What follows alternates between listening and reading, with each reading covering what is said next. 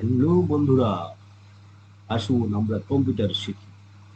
আমরা জানি কম্পিউটার এই যুগের একমাত্র শেখার মাধ্যম, যা শিখলে আমরা সব ক্ষেত্রে নিজেকে অন্যের কাছে পরিচিতি দিতে পারি।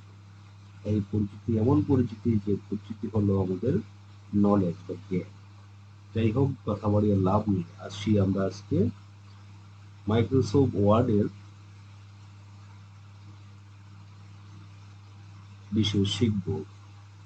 শেখার জন্য আমাদের যা করতে হবে, প্রথমত আমাদের কম্পিউটার স্টার্ট থাকলে তারপর আমরা কম্পিউটার স্টার্ট মেনুতে যাব,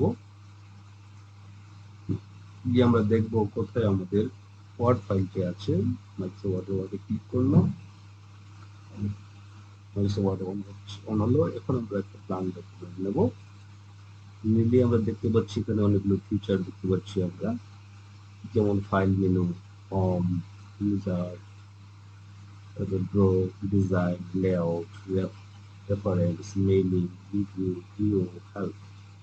এগুলো বিভিন্ন অপশনে আমরা বিভিন্ন রকমের কাজ করতে পারবো। তার মধ্যে আমাদের প্রথমত শিখতে হবে আমাদের ফাইল মেনু সম্বন্ধে। ফাইল মেনুতে ক্লিক দিলাম, ফাইল মেনুতে যা আছে তার দিকে হোম বাটন আছে, আমরা এখানে আমরা ক্লিক করলে কিছু আমাদের চলে যাওয়া, আমরা যদি নিজে আগের জায়গায় চলে যাবো।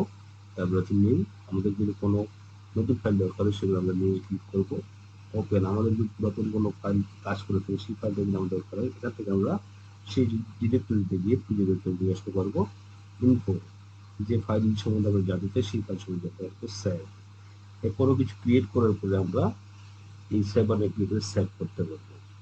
সেভ এস, আমরা সেভ এস দিয়ে কম্পিউটারের সিডি, ইএফজি যে কোনো একটা হার্ড ডিস্ক ড্রাইভে আমাদের ডকুমেন্ট সেভ করতে পারবো। তারপরে হিস্টোরি, প্রিন্ট, আমাদের যদি প্রিন্টের অ্যাক্সেস থাকে, কোনো প্রিন্টার রেখে আমাদের কম্পিউটারের সাথে, তাহলে আমরা সেই কম্পিউটারের সাথে আমাদের এই ডকুমেন্টটা প্রিন্ট করতে পারবো। তারপর শেয়ার, শেয়ারের বিষয়টা হলো আমরা যে কোনো মিডিয়ায় এটাকে শেয়ার করতে পারবো। এক্সপোর্ট, এখানে আমরা ক্লিক করে সাধারণত পিডিএফ ফাইল তৈরি করতে পারবো। তারপরে ক্লোজ করে দিলে আমাদের এই উইন্ডোটা ক্লোজ হয়ে, পপআপটা ক্লোজ হয়ে যাবে। অ্যাকাউন্ট ফিড, যেগুলো অপশন, এগুলো আমাদের প্রয়োজনই। যাই হোক, এই ছিল আজকের মোটামুটি সাধারণ আলোচনা।